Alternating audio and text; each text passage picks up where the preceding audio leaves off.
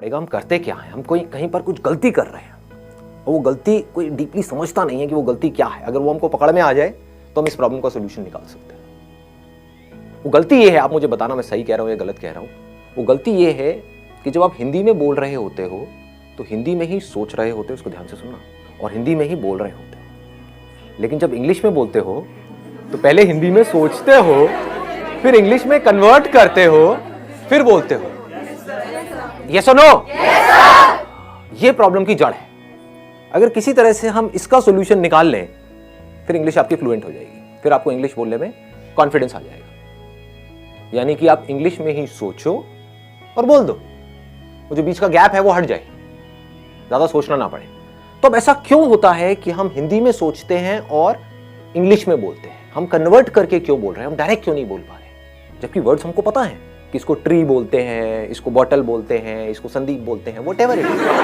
ठीक है, आपको पता है, लेकिन उसको हमको कन्वर्ट क्यों करना पड़ रहा है?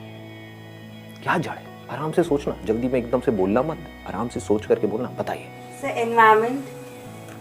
एनवायरनमेंट हमारा ऐसा है, हमारी अपब्रिंगिंग ऐसी है कि बचपन से जो हमारी हैबिट है, habit is the right word, कि हमारी हैबिट पड़ी हुई है हिंदी में सोचने की और हिंदी में बोलने की। तो ये सारा आदतों का खेल है। अगर डीपली हम समझ पाएंगे हिंदी हमने कैसे सीखी और उन फंडों को अगर हम यहां पर अप्लाई कर पाए तो काम हो जाएगा, मतलब बड़ी आसानी से हो जाएगा। एक है लंबा प्रोसेस कि आप किसी इंस्टीट्यूट में जाओ, वहां पर जा करके स्टेप बाय स्टेप सीखो, एक एक करके आपको बताएंगे वर्ब क्या होती है, एडजेक्टिव क्या होता है, नाउन क्या होता है, ये क्या, उसी में आदमी पागल हो जाएगा। एक तो पहले ही वर्ड्स को कन्वर्ट करना पड़ रहा है, साथ में ये भी देखना पड़ रहा है ये नाउन है, एडजेक्टिव है, वर्ब है, मैं सही बोल रहा हूं गलत बोल रहा हूं, हो गया ना? और ज्यादा कॉम्प्लिकेटेड हो जाएगा। तो सीख भी सकते होगे तो नहीं सीख पाओगे, अगर सीख भी जाओगे अंदर ही अंदर तो बोल नहीं पाओगे, क्योंकि अंदर और खचड़ पचड़ हो गई। मतलब बेसिकली जैसे पानी है ना, वो बहता है कि मतलब कोई रुकावट ना आए, ऐसे वो बहनी चाहिए, उसको फ्लुएंसी बोलते हैं। तो मैं आप लोगों से पूछता हूं कि हिंदी हमने कैसे सीखी? अगर हमको ये समझ आएगा तो हम इंग्लिश को भी सीख सकते हैं और बड़ी जल्दी सीख सकते हैं। क्या आपने पढ़ करके सीखी? मतलब जो स्कूल में हिंदी सिखाई तब आपको हिंदी समझ में आई, या उससे पहले ही आप हिंदी सीख चुके थे? हाँ, जब हिंदी में वो चैप्टर शुरू हुए थे स्कूल में, उससे पहले ही आप कई गालियां सीख चुके थे, बहुत कुछ सीख चुके थे, है ना? हाँ, आप आराम से बात कर पाते थे, अपने आप को एक्सप्रेस कर पाते थे, किसी से कुछ मांगना है मांग लेते थे, व्हाटएवर। तो कैसे सीखी हमने हिंदी? इंटरैक्शन करके। लेकिन इंटरैक्शन, हमें तो हिंदी आती ही नहीं, हम इंटरैक्ट कैसे करें? इंटरैक्शन तो तब होता है जब दोनों लोग दोनों तरफ से इंटरैक्ट करें। तो पहले स्टेप में क्या हुआ था? ऑब्जर्वेशन। एब्सोल्युटली। मतलब हम लोगों को ऑब्जर्व करते रहते थे और कॉपी करते थे, इमिटेट। जैसे नकलची बंदर, आपने एक वर्ड सुना हो, कभी किसी बंदर के सामने जाओगे, ऐसे ऐसे खुजाओगे, उल्टी सीधी हरकतें करोगे, व्हाटएवर, तो बंदर भी वही करने लग जाएगा। तो उस बंदर में और इंसान में ज्यादा फर्क नहीं है, आपको पता है, आप भी पहले बंदर ही थे, राइट? और कुछ लोग तभी बंदर हैं। हमने कैसे सीखा? जो भी हरकतें बड़ों को करते हुए देखा उसको कॉपी किया। वो बोल रहे हैं तो हमने भी वो बोलने की कोशिश करी, चाहे टूटा फूटा बोला, जैसा मर्जी बोला, लेकिन बोला। उन्होंने कोई अजीब सी हरकतें कर रहे हैं, गुस्सा कर रहे हैं, तो हम भी गुस्सा करना सीख गए, है कि नहीं? हमें पता है कि ये माँ बाप की आपस में लड़ाई हो रही है, बच्चों की ऑब्जर्वेशन बहुत तगड़ी होती है, क्योंकि उनके पास करने के लिए और कुछ होता नहीं है। बैठे बैठे बस देखते रहते हैं, तो बच्चे ऑब्जर्व करते रहते हैं माँ बाप आपस में कैसे लड़ रहे हैं, कैसे माँ लड़ करके अपनी बात मनवा रही है बाप से। तो बच्चा वहां से सीख लेता है, बच्चे को समझ आ जाता है, अच्छा मुझे यही कुछ करना पड़ेगा, ऐसे नहीं मानने वाले, है ना?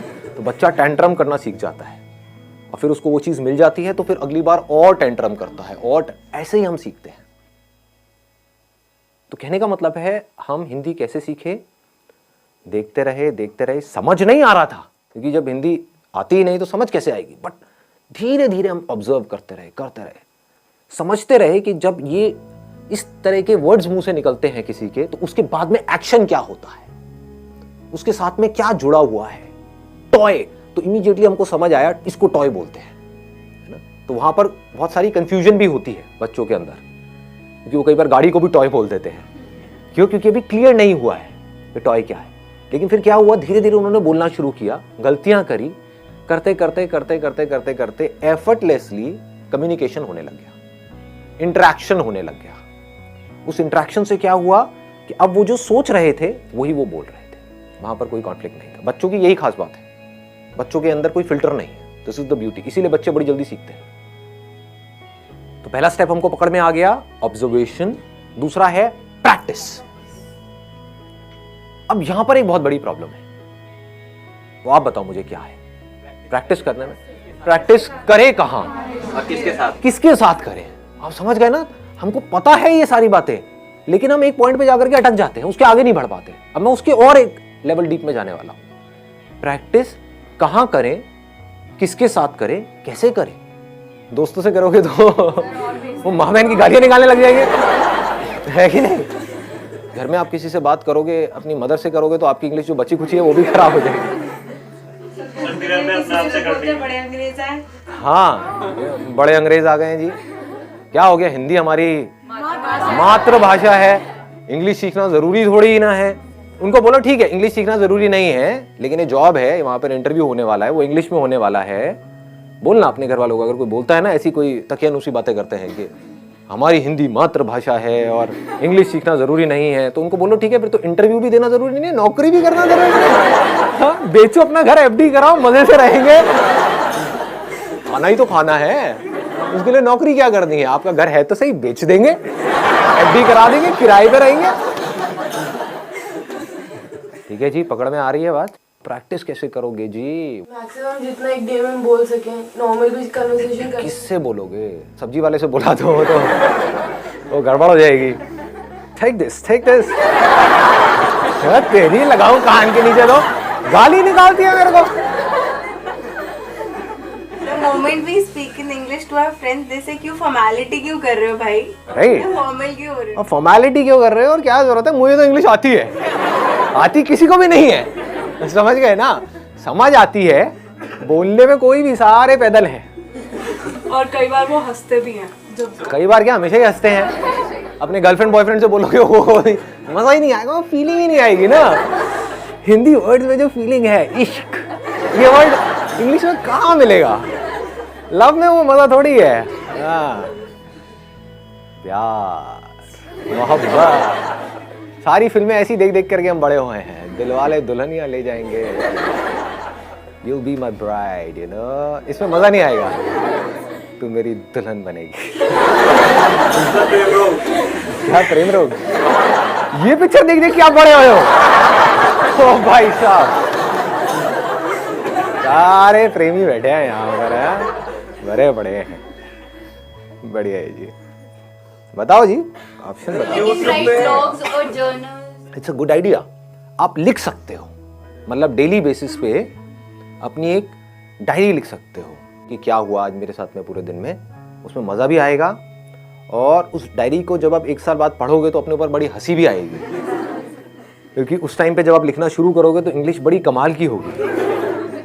ये मैं स्कूल में लिखता था, अब मैं बता नहीं सकता उसमें मैं क्या क्या लिखता था, बट अब मैं देखता हूँ तो बहुत हंसी आती है। मतलब कमाल की इंग्लिश होती थी, पता नहीं क्या का क्या मैं बनाता था, क्या क्रिएटिविटी, सारी क्रिएटिविटी उसमें चली जाती थी, है ना। तो this is a good idea कि आप लिख सकते हो अपने जो थॉट्स हैं, सुबह से रात तक जो भी कुछ किया है, क्योंकि लिखने के चक्कर में क्या होगा, आपको पहले सोचना पड़ेगा। सोच करके ही तो लिखोगे, बिना सोचे कैसे लिखोगे। तो this is a good idea. और बताओ, व्हाट एल्स। सर, हम उनसे बात कर लेते हैं जिनको हिंदी आती नहीं, जिनको हिंदी आती ही नहीं है। कैसे करोगे बात? फेस टू फेस, जैसे चाइनीज हो गए या फिर जो भी जिनको हिंदी आती नहीं आती, अफ्रीकन हो गए सर। और ऐसे लोग कौन? What's your name? Tell me. Chinese से मत करना भाई साहब, नहीं नहीं।